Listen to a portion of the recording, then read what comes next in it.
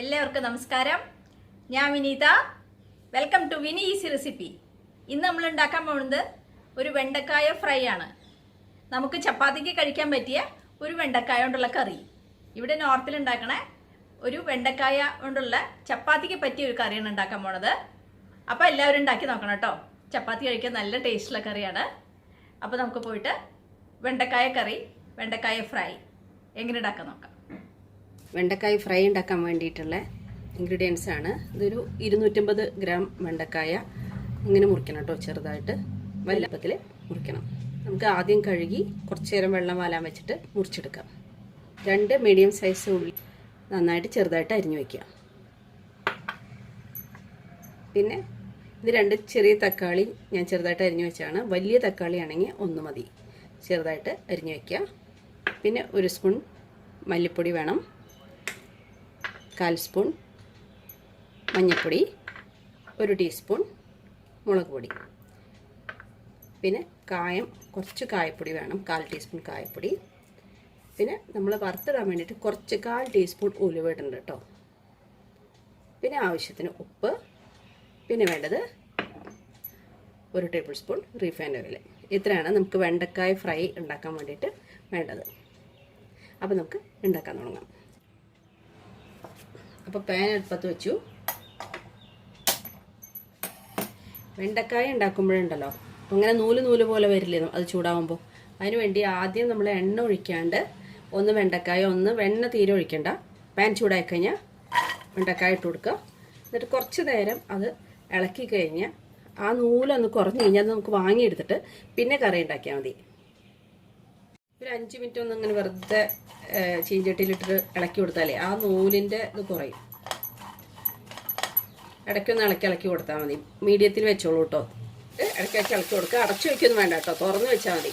അപ്പോൾ കുറച്ച് കഴിഞ്ഞാൽ ആ നൂല് ഒന്ന് ചൂടായി കഴിഞ്ഞാൽ ആ നൂല് വന്നാലും കുറച്ച് കഴിഞ്ഞാൽ അതിങ്ങനെ മാറി കിട്ടും. ഒറ്റയ്ക്കാവും. നൂലൊക്കെ നല്ലോണം മാറി. ഇങ്ങനെ ചെയ്ത് കഴിഞ്ഞാൽ വെണ്ടക്കായ ഏത് തരത്തിൽ കറി ഉണ്ടാക്കുമ്പോഴും നമ്മൾ ഇങ്ങനെ ചെയ്ത് കഴിഞ്ഞാൽ പിന്നെ കണ്ടില്ലേ എല്ലാം വേറെ ആദ്യം നൂല് വരും.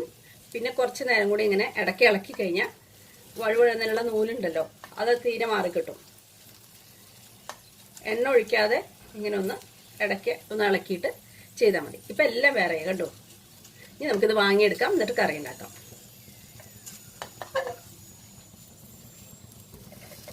അപ്പോൾ നമ്മൾ വാങ്ങിയെടുത്തു. ഇനി നമുക്ക് വെണ്ടക്കായ ഫ്രൈ ഉണ്ടാക്കാം. അപ്പോൾ നമുക്ക് ആദ്യം റീഫൈൻഡ് ഓയിൽ ഒഴിച്ചു കൊടുക്കാം. ഇത് ചപ്പാത്തിക്ക് ഉണ്ടാക്കണ കറിയാണ് കേട്ടോ. അത് കാരണം വെളിച്ചെണ്ണയിൽ ഉണ്ടാക്കരുത്, റീഫൈൻഡ് ഓയിൽ തന്നെ ഉണ്ടാക്കണം. ആദ്യം നമ്മൾ ഒരു 1/4 ടീസ്പൂൺ ഉലുവ ഇട്ട് കൊടുക്കാം.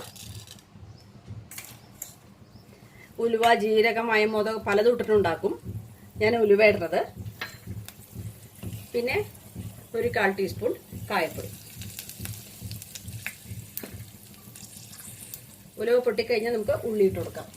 ഉലുവ പൊട്ടി നമുക്ക് ഉള്ളി ഇട്ട് കൊടുക്കാം.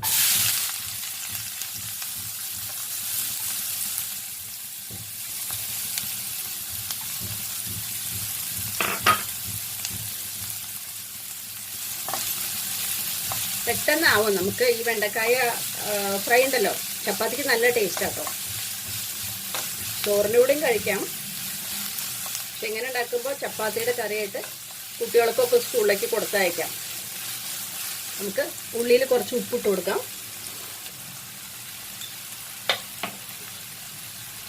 ഒന്ന് ചോക്കൂലോ. അത് വല്ലാണ്ട് ഫ്രൈ ആവണ്ട. ഓൾറെഡി വെണ്ടക്കായ നമ്മൾ ഇടുമ്പോൾ അതിലാവുമല്ലോ കുറച്ച്. ഇപ്പം തന്നെ ചുമക്കാൻ തുടങ്ങി. തക്കാളി ഇട്ട് കൊടുത്തു. ഇനി നമുക്ക് അത് വഴറ്റാം. തക്കാളി ഒന്നാവണം കേട്ടോ. തക്കാളി കുറച്ച് ഒന്ന് പേസ്റ്റ് ആവണം. അതിന് ശേഷം മസാല എടുത്തിട്ട് വെണ്ടക്കായ ഇട്ട് കൊടുത്താൽ മതി. അപ്പോൾ നമുക്ക് കുറച്ച് നേരത്തേക്ക് ഒന്ന് അടച്ചു വയ്ക്കാം. ഇടയ്ക്കൊന്ന് തുറന്ന് ഇളക്കണം. ഒരു 5 മിനിറ്റ് കഴിഞ്ഞാൽ തക്കാളി ഒരുവിധം പേസ്റ്റായി കിട്ടും. തീ മീഡിയത്തിൽ തന്നെ വെച്ചാൽ മതി കേട്ടോ. അപ്പോൾ നമുക്ക് പാൻ തുറന്ന് നോക്കാം. ഇടയ്ക്കൊന്ന് ഇളക്കി കൊടുത്തിട്ടുണ്ടായിരുന്നല്ലോ അല്ലേ. അപ്പോൾ നമ്മുടെ തക്കാളി വെന്ത് കാണും. ഒന്നും കൂടി ആവണം. ഒന്നും കൂടി ഒന്ന് പേസ്റ്റ് ആയാലേ നമുക്ക് വെണ്ടക്കായ ഇട്ട് കൊടുക്കാം. വെണ്ടക്കായ നമ്മൾ വാട്ടിയപ്പോൾ നമ്മൾ നൂല് പോകാൻ വേണ്ടി കുറച്ച് നേരം വാട്ടിയപ്പോൾ അത് പകുതി വെന്ത് കാണും. ഒന്നുകൂടെ ഒന്നാവട്ടെ. അപ്പോൾ ഒരു 2 മിനിറ്റ് കൂടി അടച്ചു വയ്ക്കാം. തുറന്നു നോക്കാം. തക്കാളി പാകമായി വെന്തു. ഇനി നമുക്ക് മസാലകൾ ഇട്ട് കൊടുക്കാം. ആദ്യം നമുക്ക് മഞ്ഞൾപ്പൊടി ഇടാം. 1/4 ടീസ്പൂൺ മഞ്ഞൾപ്പൊടി, പിന്നെ മല്ലിപ്പൊടി ഇടാം 1 ടീസ്പൂൺ. ഇനി മല്ലിപ്പൊടി ഒന്ന് മൂക്കട്ടെ, എന്നിട്ട് മുളക് പൊടി ഇടാം.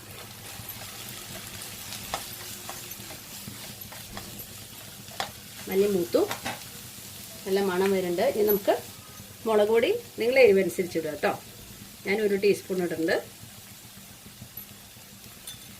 എരിവനുസരിച്ച് ഇടുക.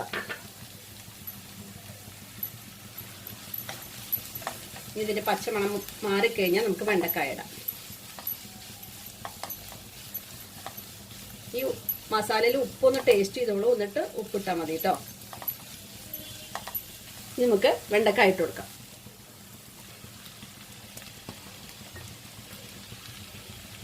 ഉപ്പ് വേണ്ടി വരും. അത് നമ്മൾ ഉള്ളിൽ കുറച്ച് ഉപ്പിട്ടുണ്ടായിരുന്നു. അപ്പോൾ വെണ്ടക്കായിൽ നോക്കിയിട്ടിടാം കേട്ടോ.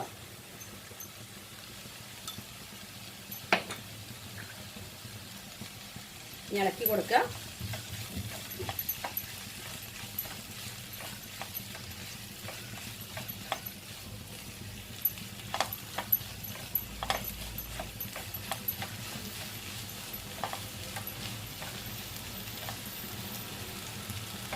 ഉപ്പ് നോക്കി ചേർക്കുക.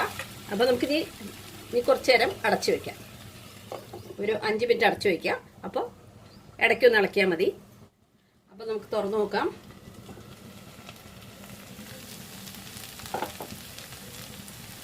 നമ്മുടെ വെണ്ടക്കായ ഫ്രൈ വെന്ത് പാകമായൊന്ന് ഇപ്പോൾ ഒരുവിധം പാകമായിട്ടോ. ഇനി കുറച്ചുകൂടി 2 മിനിറ്റ് കൂടി ഒന്ന് അടച്ചു വെച്ചിട്ട് നമുക്ക് ഇത് സെർവിംഗ് ബൗളിലേക്ക് മാറ്റാം. പെട്ടെന്ന് തയ്യാറാക്കാൻ പറ്റും. നമുക്ക് 2 മിനിറ്റ് കൂടി അടച്ചു വയ്ക്കാം. നമുക്ക് തുറന്നു നോക്കാം. നമ്മുടെ വെണ്ടക്കായ ഫ്രൈ തയ്യാറായി. ഒന്ന് ഇളക്കി നോക്കുക. 2 മിനിറ്റ് ഒന്ന് ഹൈയിൽ വെച്ചിട്ട് ഒന്ന് ഇളക്കി ഒന്ന് ഫ്രൈ ആക്കിയിട്ട് നമുക്ക് വാങ്ങിയെടുക്കാം.